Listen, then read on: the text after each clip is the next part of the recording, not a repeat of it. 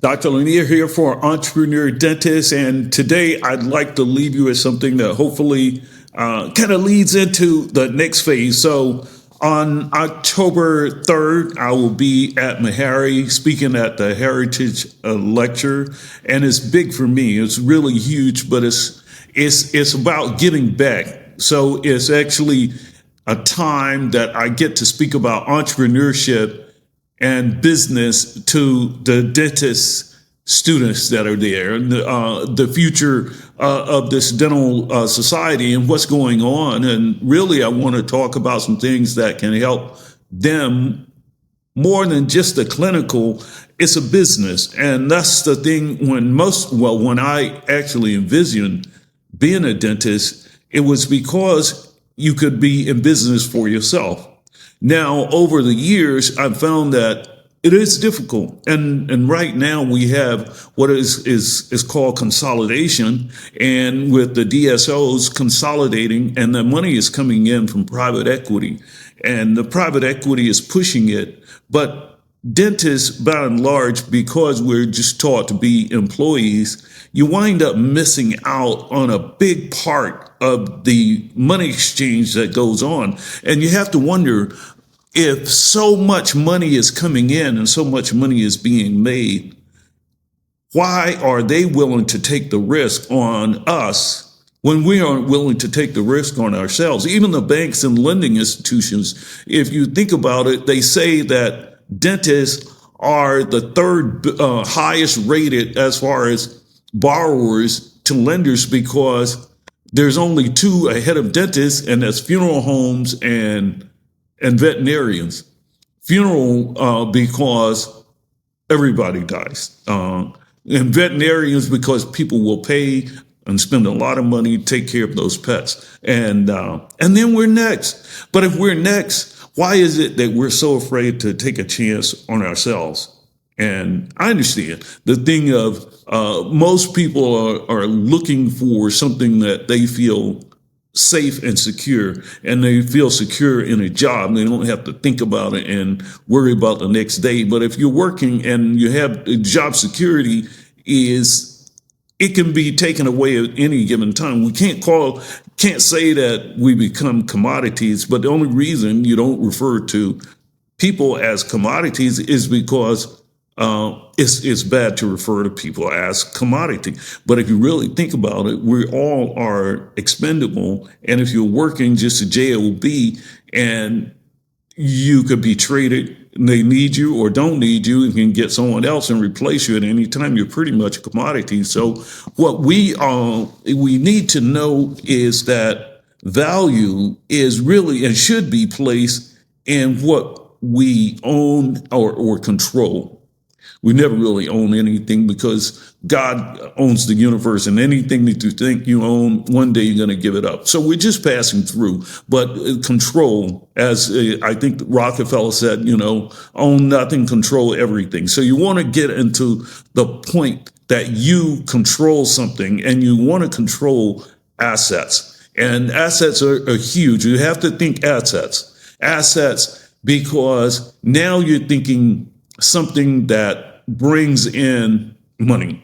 Assets and liabilities is very good, and I'm going to talk about that in my lecture. Is that one? Robert Kiyosaki put it this way: assets put money in your pockets, liability takes money out. And for that reason, he say even the home you own isn't an asset, it's a liability, unless it appreciates and then you can sell it. But it's not guaranteed that it will appreciate. And during the time that you're living there, it really isn't putting money in your pocket. It's taking money out, unless you leverage it, because some things. But and that's a very good book to start with, the Cashflow Quadrant, Robert Kiyosaki. You have to have those fundamentals about assets and liabilities, but more so from the standpoint of profits. And he has a cash flow quadrant, and on the left side of the quadrant, at the top is employee. Below that is an S. So E and the S is for like sole proprietor. So, and sole proprietor is is basically you're your own employee. You start a business and you work for yourself, but you're the employer and the employee. Whereas at the top, you're an employee of someone else. And the thing is, sometimes the worst person you can work for is yourself. If you're the only, and you are the chief bottle washer, the cook, the server, the whole thing, and then you're going in the hole. You could have been working for someone else. And that's another thing that you have to get into as far as knowing where you are and where you're trying to go. But another thing that I want to impress upon you is to really think about this. This is something Jim Rohn says, and it's something you have to get in your head. Profits are better than wages. Profits are better than wages. He said, with wages, you can earn a living. With profits, you can earn a fortune.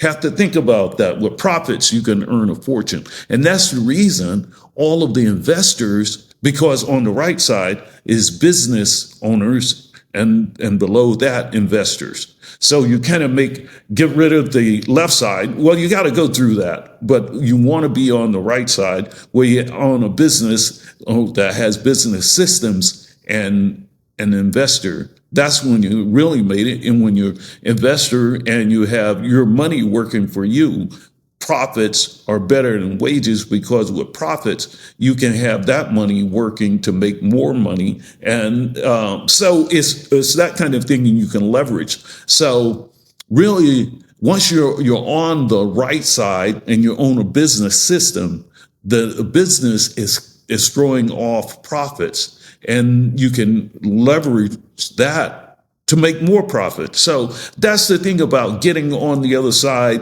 of this thing. So what I'm encouraging you guys and anybody to do is read the book, Robert Kiyosaki. I really, if you haven't, I think you have to start here to first understand how the thing of profits and business systems work.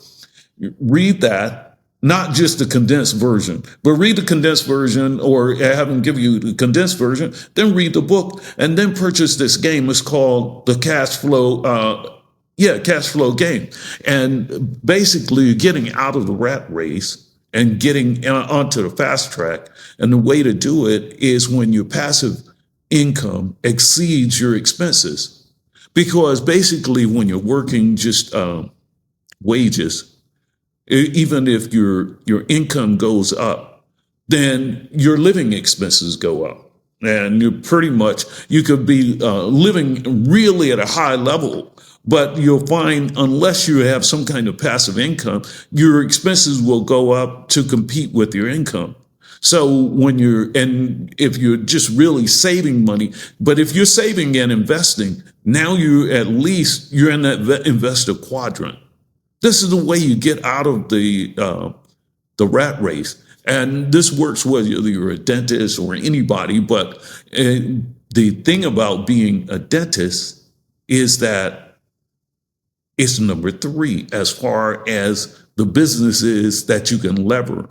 And the reasons are that they would invest in a pretty good margin. Now, the reason a big thing that I'm encouraging now is everyone to look at the DSO industry and ask yourself, with all of this money coming in from these private equity companies, why aren't I taking advantage of that? Why am I sitting back? I'm a dentist and I'm just working for them. Really kind of reminds me of grew up in the Deep South, sharecropping. And a lot of people work for, the people that were supposed to be sharing with you, but they find a way to strip all of the profits by the end of the summer or whenever it was, take your harvest to the market, and you wind up just owing them and you're back where you started from get-go. So my thing is, when you form your own DPO, rather than just a DSO, now it's a dental partnership. And that's where I came through. I actually, one of the earliest DSOs, and I exited very well, wrote a book about it, made a lot of money. But one of the things that looking back in retrospect, I would have loved to have done was to partner with other dentists that I taught and I brought through, and they later become competitors and taking staff and different things. And, from Kids Dental this to Kids that, and a lot of them, and I can't blame them. A lot of things I got along the way, I stole from other people as far as my ideas and so forth, nothing original. So, I can't blame them there. I can't even kick myself because saying, why didn't I make it happen and really grow and explode? Because it wasn't time. Everything happens when it's time, and it wasn't time for that. So I had to go through the experience in order to learn. And once I learned, I was like, wow. If I had it to do all over again, I would do it this way. So I found myself in a situation after I liquidated, and I went through a liquidity event, which is something that's different than just sell. You go through a liquidity event. Wasn't a major liquidity event. They said somewhere I was reading a major liquidity event is $100 million or more. So I did not have a major, but for me it was major liquidity event. But I learned so much by going through the process, and then after that.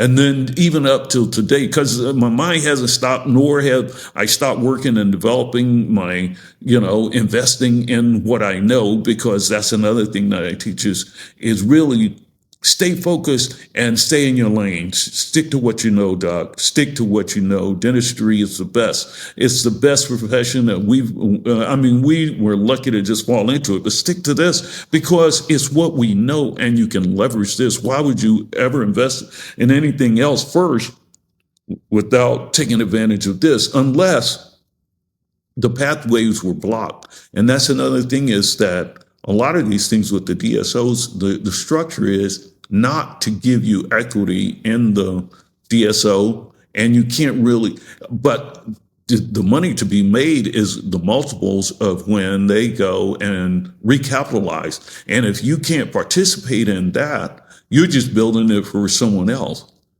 Unknowingly, you're still getting paid. And if you're into just trading, time for money, then it's fair. And, it's fair. It's what you ask for. I'm just saying there are some other things that are better because profits are better than wages. So if you wanted to take advantage of profits, then it has to be a way that we can have shared ownership. And that's the reason for the DPO. And I commend MB2, the first DPO, because I was trying to figure how do I do that? And I think that they did a good thing. I really don't know that much about their structure. I know mine, and that was the thing I was looking for. And once I finally found the firm, the attorneys that can structure it, I was so happy because that was like, wow, I've been bouncing around and going through all of these different ones. It's easy to set up a DSO. And I think what happens is that it's easy to do what's already been done.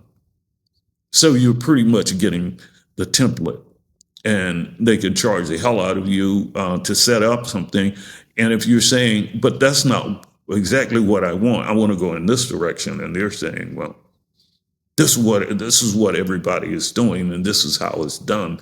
And if they only have a hammer, everybody gets a nail. So that can happen. And you have to just keep going. And we were fortunate enough this time to find a way of doing it. And I ran into, I knew Brian Kaleo from years back, but I got with Dykema, and Dykema had a way of helping us, and we were able to put together a DPO. And this is for me, this is what I've been waiting for a long time. If you can partner with doctors, because before I owned everything and all the doctors were employees. And it's just too hard carrying everybody. Is to build a partnership. In a partnership, we all work together.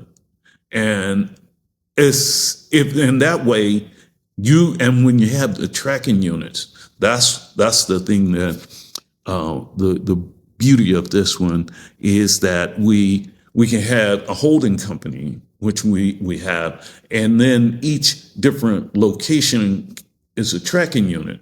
It's basically like a franchise. It's almost like a BFFO, which means a business franchise format organization. A business franchise format organization, similar to a McDonald's, and each store is a tracking unit. And if you own that franchise or that tracking unit, whether it's in partnership with me or in partnership with me and another person, that tracking unit, let's say number 13, is still that tracking unit, and the profits and the expenses and so forth will be to that individual tracking unit. So that's something that I want to break down to people, and that way you can have your profits, and it's run by a management company. The management company, you don't have to learn all of the business skills to be an owner. So be in business for yourself, but not by yourself. That's the key. So that's the reason I built the offices, the TKO properties. It means turnkey offices, turnkey dental offices, properties. And initially, my concept was to build out these beautiful offices, these locations in the right place, demographic studies, so forth, market it, and then partner with the doctors, come in. But once I developed several of them, I had them in concept, and one was finishing up. I talked to some dentists, and everyone was saying, well, what's the production and what's your revenue? So, and, trying to sell something, basically a startup, without having anything, I found a lot of pushback. So I was like, damn, let me do it again and show you how it's done. And the reason that I can do it again and again is because I've done it so many times. I'm old now, and but I don't have to be out there really doing it. I have a team, and over the years we've established a team, put the band back together again, and I've been fortunate. Thank you, God. I've been fortunate to be able to bring the team together. Resources, you got to have a good team. Got to have a team. Now, I say, and I try to teach this as well, is that people have to be expendable at the expense of the whole. The whole is greater than the sum of the parts. But and people can get hit by a bus or whatever. So you have to be able, so you actually have to have a great system. The system is a solution, but you have to have great resources, great people with the knowledge and experience, or you have to go out and get them to plug them into the spot. Fortunate for me, I have a lot of ties that go way back with people that are great resources, and I built on top of that. So we have that already in place, and now we can bring other doctors in that are great clinicians, and they don't have to wait years and acquire knowledge and make all the mistakes. They can just plug into a system, basically like a franchise. It's run. Now, the thing is, I want to put out here for you to really consider is that autonomy. A lot of doctors are taught autonomy, and it's thrown around a lot because in the DSO industry, the non-doctors cannot own an office. Only a dentist can, and the non-dentists can't tell them what to do. So doctors always say, well, and they specify you have autonomy to do what you want to do. We're a support organization. I am as well. I'm an owner and a DSO or a DPO and a support organization, and we provide services. However, I would say to a dentist, and not to get that word too ingrained, because the autonomy can work in the opposite for you. Autonomy, if everyone has autonomy to do whatever, it's like herding cats. Everybody's going to be going in different directions because they have autonomy. It's chaos. It's no control. Systems are the solution. So when you're working with something like a franchise kind of thing, you don't want to come in and say, well, I want to change everything. I remember when I was in Detroit selling books door to door the year I started on Meharry. I went to McDonald's and it had hot dog on the menu. And I was like, damn, I've never seen hot dogs on the menu. But that was years ago. But then later, when I read the book, Behind the Golden Arches, there was a story in there about that, how with Ray Kroc, he ran into the situation whereas the franchisees want to start doing things like that, putting hot dogs and different stuff they come up with on the menu, and they didn't get permission from the franchisor. And they were saying, well, I paid my money, blah, blah, blah, but fortunately, they had in their clause, if you violate the franchise laws, you violate the lease, and you leave, you're out. You can't. So they pulled that. But then that's the thing. You have people that want to come in and do it their way. And when you really start to really want to get it right, you want to have consistency and expectations and so forth. So that's why you want systems and processes, because the need to have something consistent, you can take advantage of the economies of scale. You can scale and know what to expect. But if you're just chaotic and you're if you're just chaotic, everybody's making up the rules as they go and being cowboys, you're not going to get very far, not in business. So those are just some of the things I think I want to cover. But really, I think basic thing for me here is just get across there's opportunity. And in order for us to really, really compete, we have to have our own platform.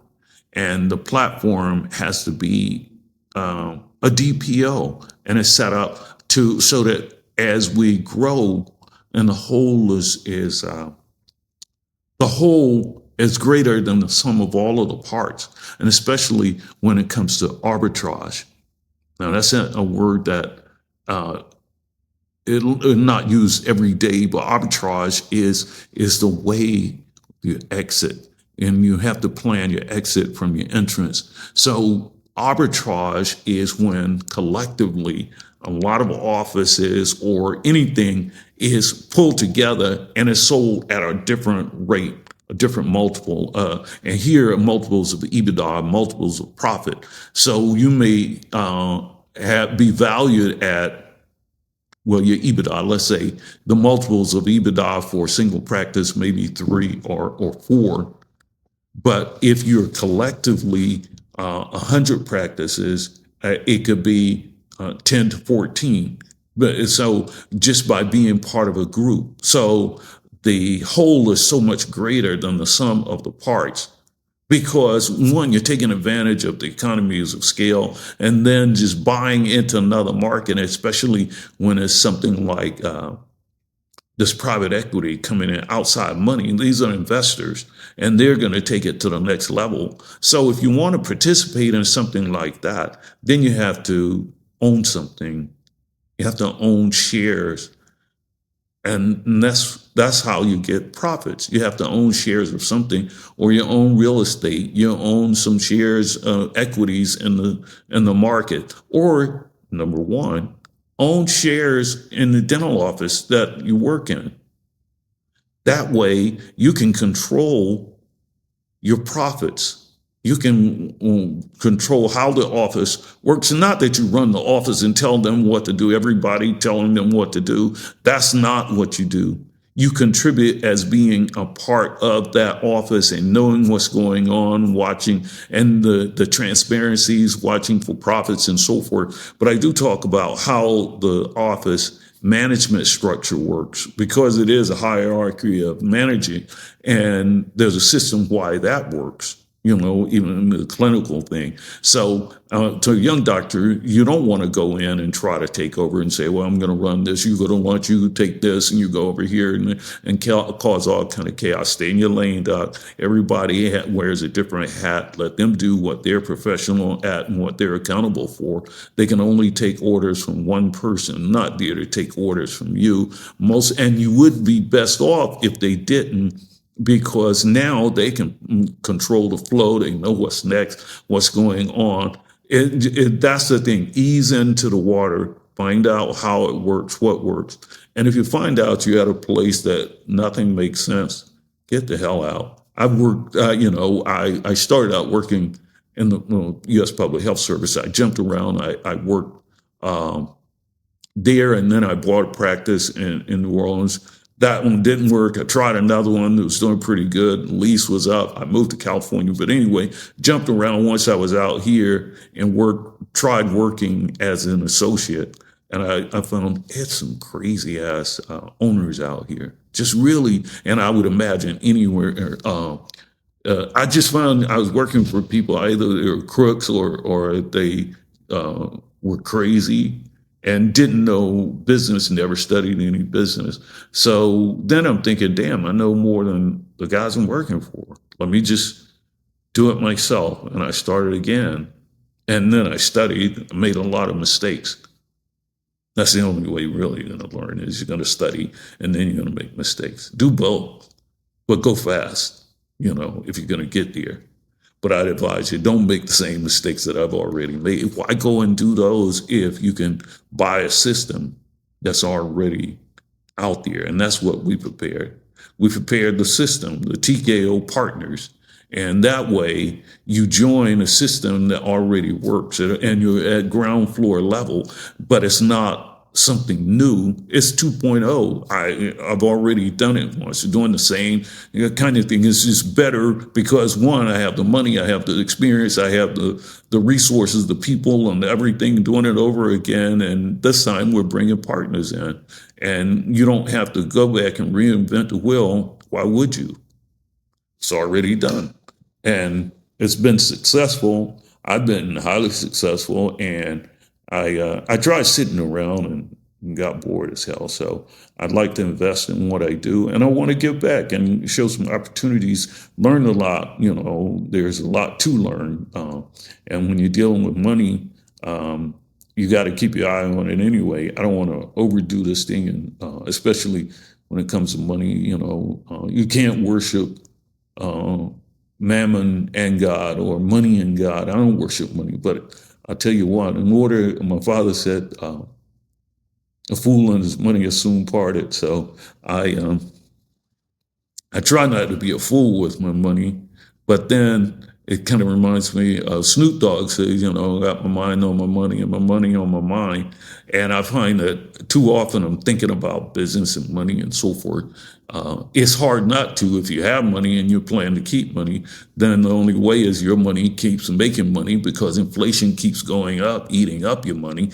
And if and anything you do, or anything you incur is always trying to separate you from your money. So you have to have ways of growing it and taking care of it. Money likes to go where other money is. It'll leave you if you don't appreciate it. So it's one of those things. I'm telling you, you don't want to overdo this thing and put too much into it, because, one, we're just passing through. I'm not from here. Never gonna, in my time, my runway is getting shorter. I always use the joke about the Burbank airport. I fly into Burbank, but it's a short runway, and one plane went off over into the street once, but it's short. So when they land, it's like, it really puts you down hard, and it's short.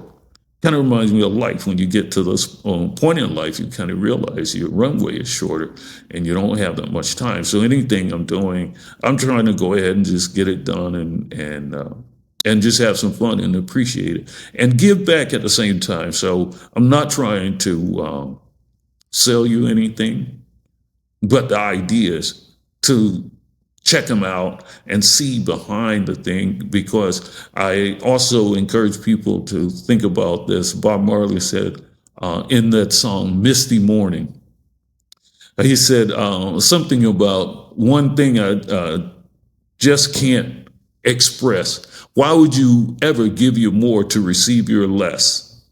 And that's the thing I think about sometimes. Why? Sometimes I see people who've given so much and are smart as hell, work their ass off to get, through school and do stuff, but then wind up not getting anything out of it. And I'm thinking, why would you ever give your more to receive your less? And then later in the song, he says, don't jump in the water if you can't swim. Yeah, one of my good friends said, yeah, don't jump in the water if you can't swim. And that's the thing, learn something. Don't go jumping off into something and thinking that you know if you don't know. You know you don't know. And I was thinking about this example. No, a lot of times people don't know that they don't know or won't admit it to themselves. I had a doctor working for, come and work for me for a short period of time years ago, and I was asking him something, and he said, "Yeah, I have 2 offices." And I said, "What? You have 2 offices?" And he said, "Yeah." And I'm thinking, and I said, "Doc, why are you working here?" He said, not very many patients, doctor." I said, "But why did you go and get a second office if you didn't have enough patients in the first office?" And I'm trying to remember the answer he gave me, but I'm thinking, damn, that wasn't very smart. That wasn't very smart. Sometimes we don't think, but the thing I think a lot of times with dentists, especially when it comes down to the numbers, people get the bragging. I see young doctors in the corner sometimes. Yeah, I have 6. I have 8. I bought these 4 from this other friend of mine. And sometimes it's just duct taping things together and it doesn't work. Business isn't necessarily like that. That's why I kind of stay in my lane. I spent most of my time just doing pediatrics, and because that's what I know. Now we're expanding and doing a lot more. But, it's a pretty good lane. It was a good lane for me to stay in, and I did when you really start just trying to do it, just the numbers so you could brag to somebody, have 2 offices, 3 offices, and still don't work and make any money, you're working for me. Obviously, it's not going that well. So you need to learn something about what you're doing before you jump in the water. Because, once you're out there and you can't touch the bottom, you are drowning. You're drowning. Fortunately, you can run and make more money for somewhere else to keep those offices going and borrowing and so forth.